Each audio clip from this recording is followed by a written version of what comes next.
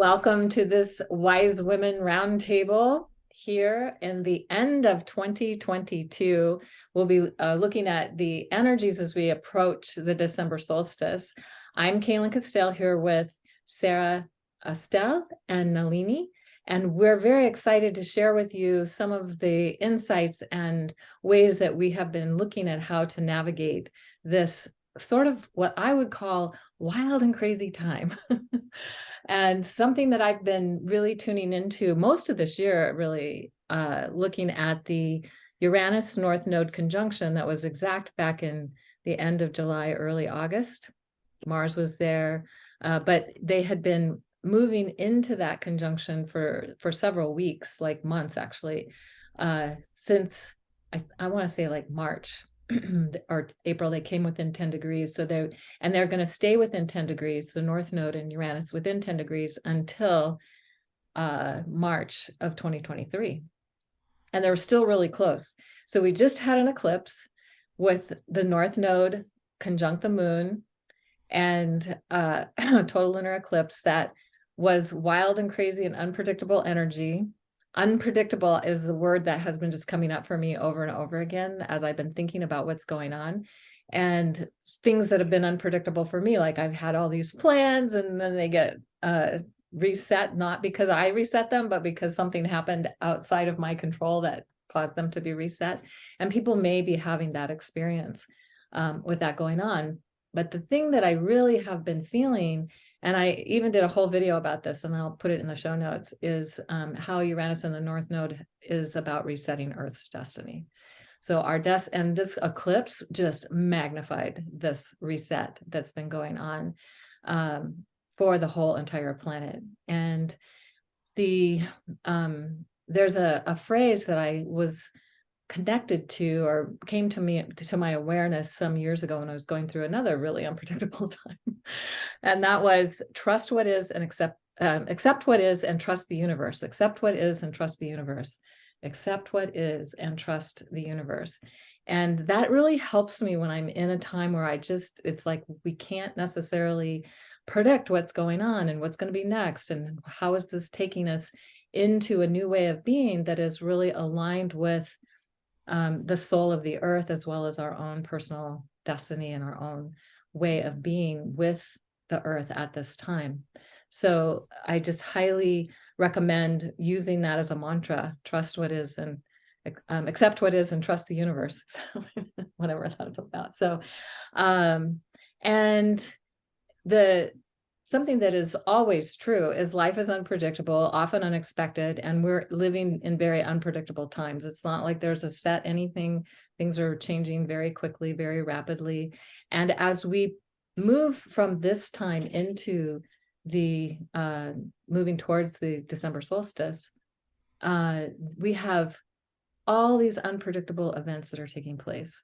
Mars is retrograde in Gemini, the trickster, coyote energy that helps us to remember not to take ourselves too seriously. Plus, it just went out of bounds. So it's outside the boundaries of where the sun can rise and set on the horizon. So if we think of from, say, one solstice to the other, there's this place that the sun can go north and south on the horizon. At the equinoxes, the sun rises at the exact east and west point, rises and sets at the east and west point. But at the solstices, it's either at the furthest north, June solstice, or the furthest south, December solstice. And there's only so many degrees or so many places. Like if you set stones to watch the sun where it's rising and see, or look on the mountain and say, okay, always at this solstice, it's rising here. And always at this solstice, it's rising here. And always at the equinox, it's rising here. And it'll be at any one of those points along the way. It never goes beyond that. So we could say that's kind of defining our reality or how we are experiencing this reality. But the planets can go beyond that. Now, this only happens when they're in Gemini, Cancer, or Sagittarius, Capricorn. And so we have Mars in Gemini outside the boundaries of the sun until May. It's because of its retrograde, it's staying outside the boundaries of the sun for a really long time. This is really, truly something that hasn't happened in a long time, at least 47 years. I haven't really looked that up yet, so I'll probably be looking that up and doing something more about that later. But in any case, just know it doesn't happen very often, that it could be outside the boundaries of the sun for so long. Every couple of years it'll be in Gemini, but it's only for a couple months, and it's only in certain degrees of Gemini and Cancer that it can be out of bounds. So we have that, and then we have Mercury's going out of bounds. Let me just see. I think I wrote it down. It's going out of bounds. Where is that? Oh, here we go.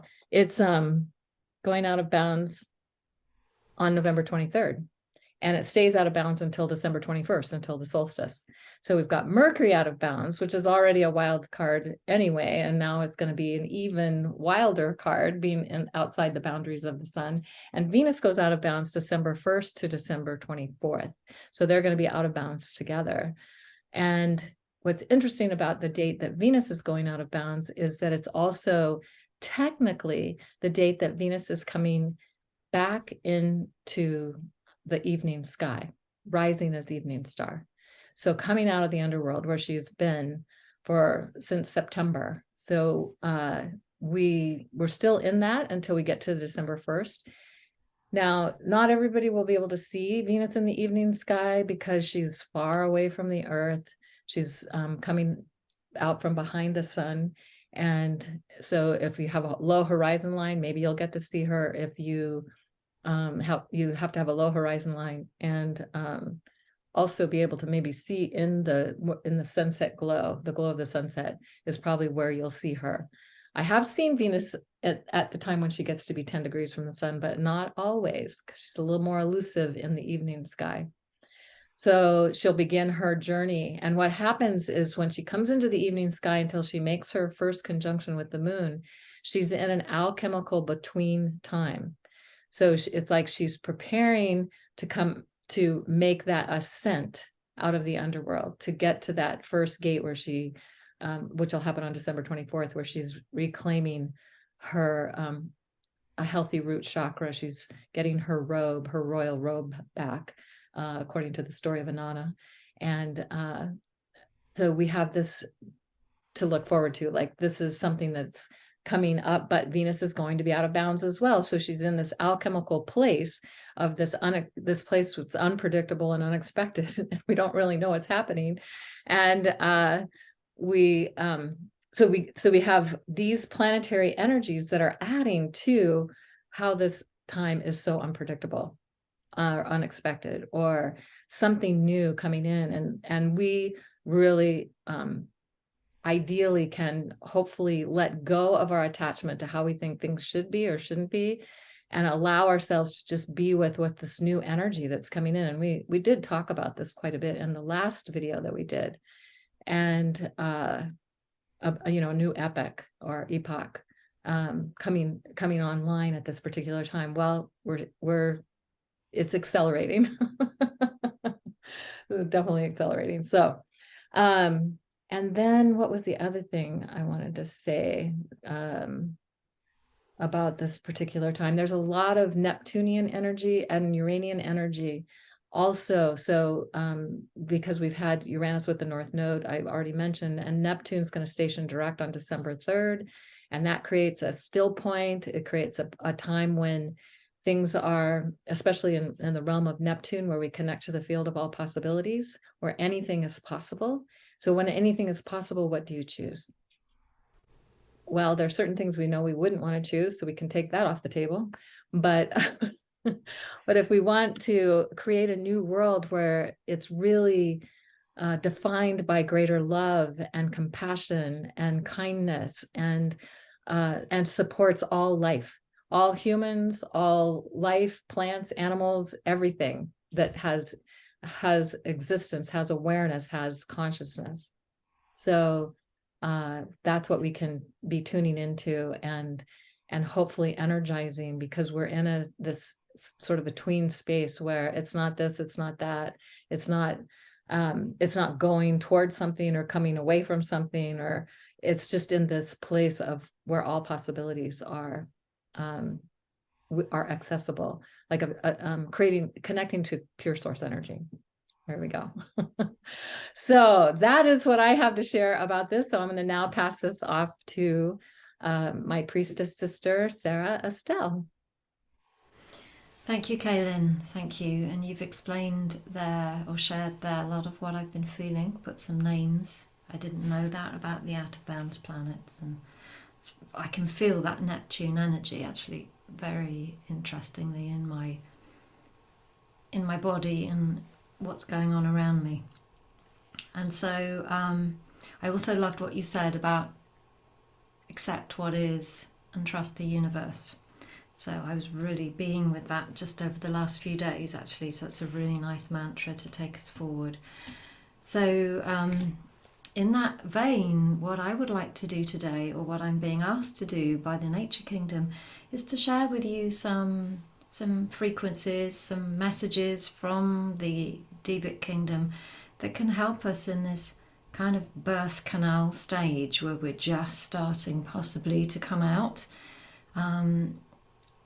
into this brand new place. And maybe some of us still feel that we're emerging and are stuck, and we're going to be all different places probably, and that might change from minute to minute, hour to hour, or day to day.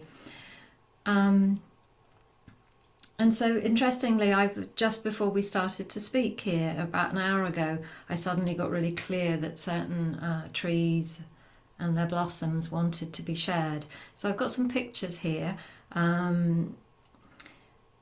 think one of the most important flowers, and I couldn't find the picture actually, so I'll just explain it for this time. And I'm going to talk about flowers as in essences, or tree essences, that everybody can get really easily because most of them are from the Bach range or Bach range. Some people call them BACH. You can get them pretty much anywhere in the world.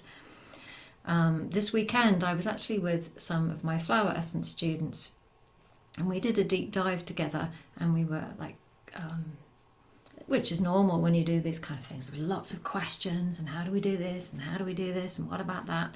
And at the end, I wanted to give us all the experience of taking an essence, and it was up to them which essence they took, but most of them decided to take Serato, which is from the Bach range. It's CERATO, and this is the one I couldn't find the picture of, but it's a tiny little blue flower. She's completely enchanting, not that different from the blue of your jumper. It's not quite the same thing, but it's kind of that frequency, Nalini, the blue you have on.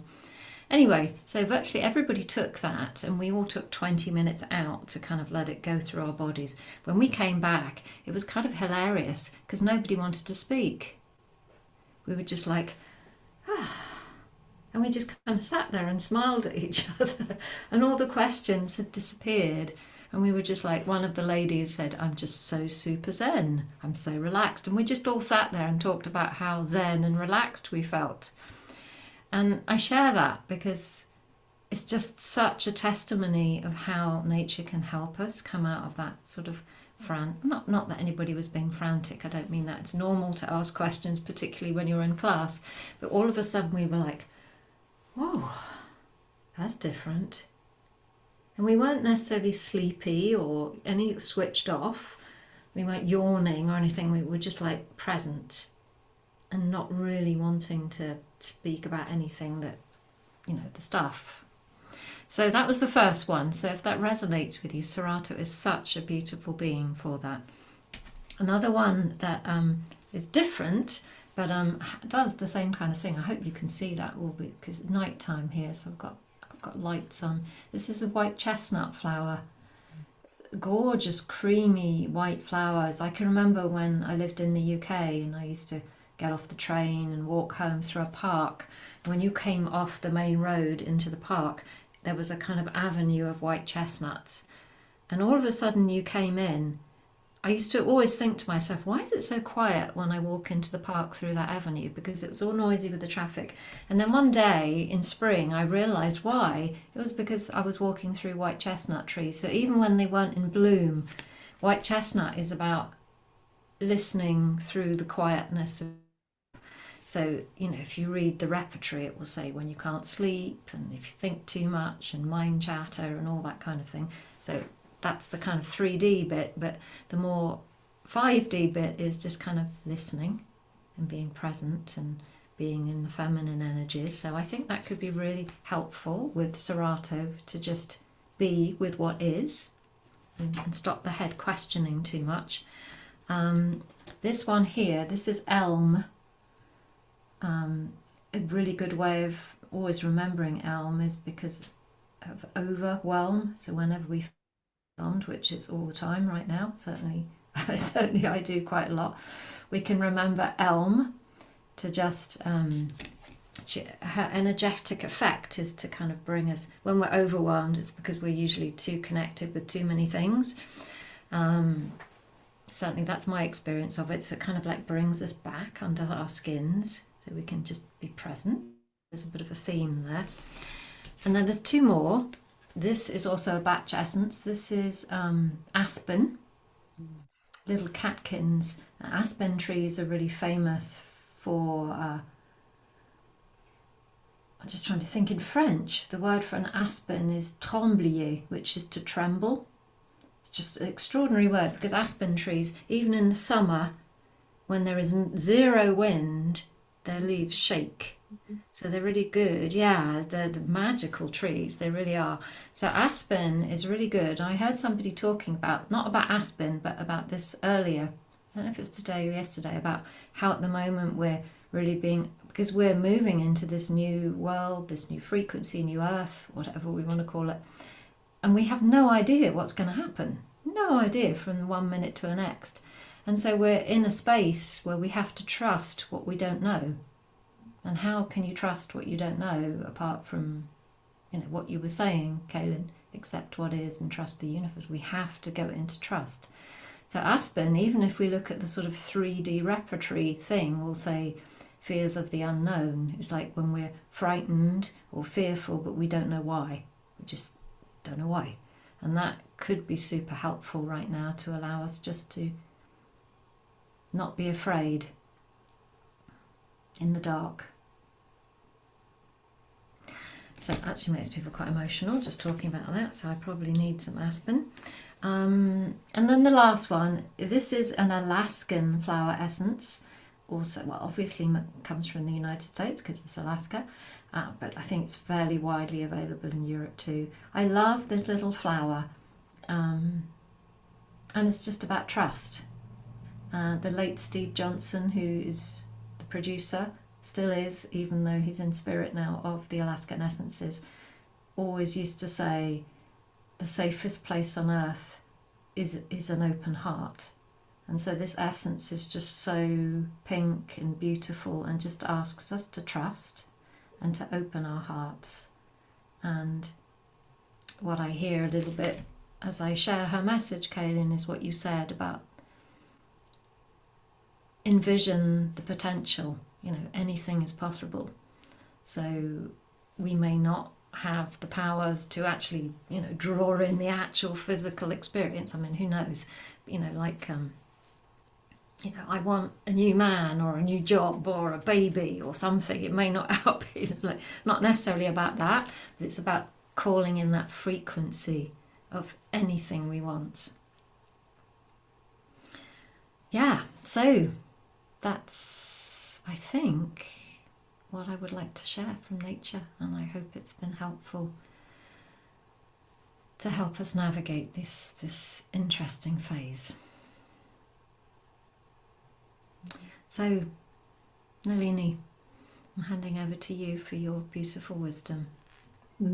Thank you, Sarah. Actually, thank you both. It's always lovely to sit here and sort of bask in the wisdom of my sisters, where we each have different expertise, different ways of articulating how Source moves through us and the world around us. And I think it makes all of us a little bit emotional. It's just how beautiful that wisdom is, like the flowers, like the trees. It comes through differently in different forms. And it's always such grace, such a gift to share. So thank you. And what I've been experiencing, Cayelin and I were talking for a couple of minutes because I'm always early, and saying how this yesterday's, it was only yesterday's eclipse, which is the end or the bookend of the eclipse window. We're still in it, of course. How intense it was. And then when Sarah joined us, she echoed that with things that are going on with her.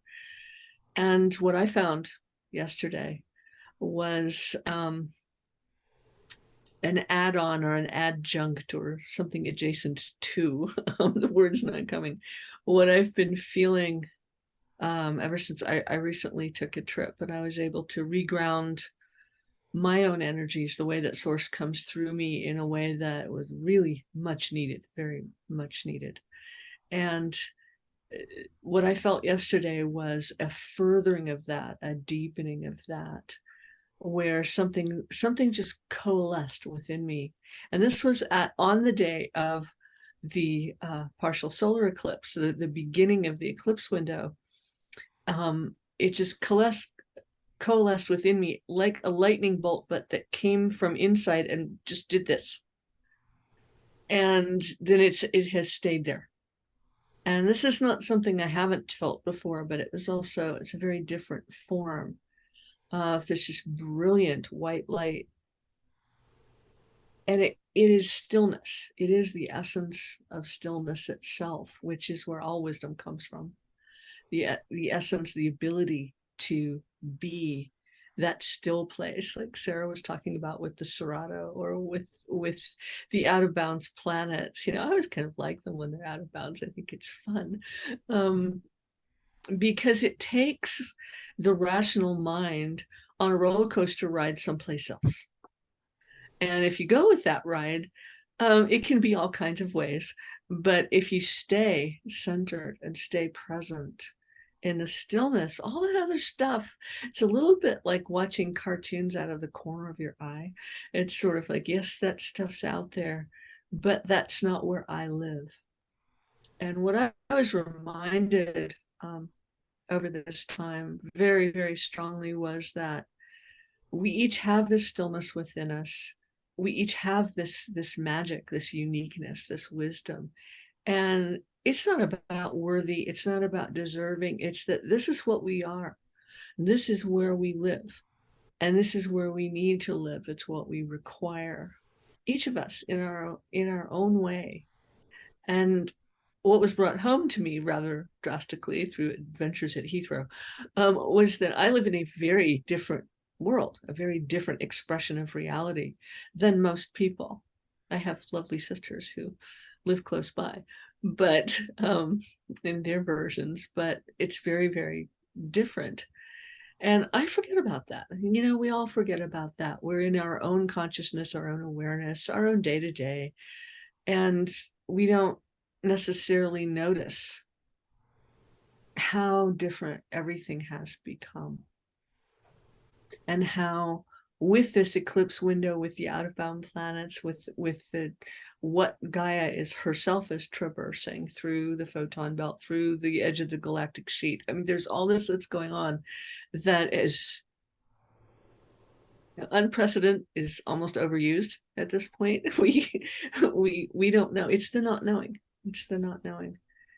And what I have found is that the not knowing brings each of us home to what is known through us, the wisdom that is, always has been, and always will be known through us. So some would say we know more than we know. That gets a little mental for me, but that's the essence of it, where it's what comes through us, what moves through nature, what moves through the part of nature that we are, the fractal of the natural world that expresses as our bodies, our wisdom, our lives, our voices, has its own, not knowledge, but knowing, its own essence. And the more that the unknown is traversed in the seemingly outer, the more we come home to that, the more we come home to ourselves. One of the crystal beings that I've been sort of traveling with for months now is the smoky quartz, which is all about bringing home here. wherever you are, and etc. And I took a little traveling companion with me of one of them. And at a certain point I was asking, because I do this every so often, like, would you like to be reseated here? And it sort of considered it for a couple of days and then very emphatically said, no, I travel with you. And the message wasn't about the stone, it was about that flavor of the inner home. It's like, no, I don't need you to seed me anywhere. Gaia's doing fine with that. Source is doing fine with that. Thank you. I don't, I travel this way. And so the deepest thing that has happened through me, in me, for me, and for all of us, I think, in this time is that finding that deep home within. And as my sisters here are saying, using the stars, using the celestial energies, using nature's energies to help find that stillness. And what came through me actually on June 5th, 2009, I had a hardware reset. They call it a stroke, and what held me through the whole thing was this just thrumming through my body. And there was no real verbal instruction, but the energy pulse was, everything is all right. You are always taken care of. Everything is all right. You are always taken care of. And it was so strong. It was vibrating my whole body. And if I had to go back and look for subtext or something to talk about, it was more like, do not let your mind move from that place. Do not let it do gymnastics. Do not let it move. And my brain was damaged, and it wasn't, I mean, my mind was sort of going along with that, and it wasn't really going to go do these other things, but it was just so strong. And that, I think, is that feeling is the essence of that. Accept what is and know that you're taken care of. And I'm not going to be able to quote your words exactly, Cayelin, but like just that feeling of, this is what's known within each of us, through all of us. We are all the crystal or the leaf or the flower or the branch or the limb of a tree. We are all part of this. And we each have our fractal that expresses itself uniquely and preciously and perfectly. And that's what we are being blended, thrown, tossed, sieved, threshed, whatever's going on all at once. We're being honed to that point. And that is what will serve us and will serve all that needs to be sustained going forward. So, my 2 cents. Oh, beautiful. So we will leave you with these thoughts, and we will join with you again before the solstice. So stay tuned.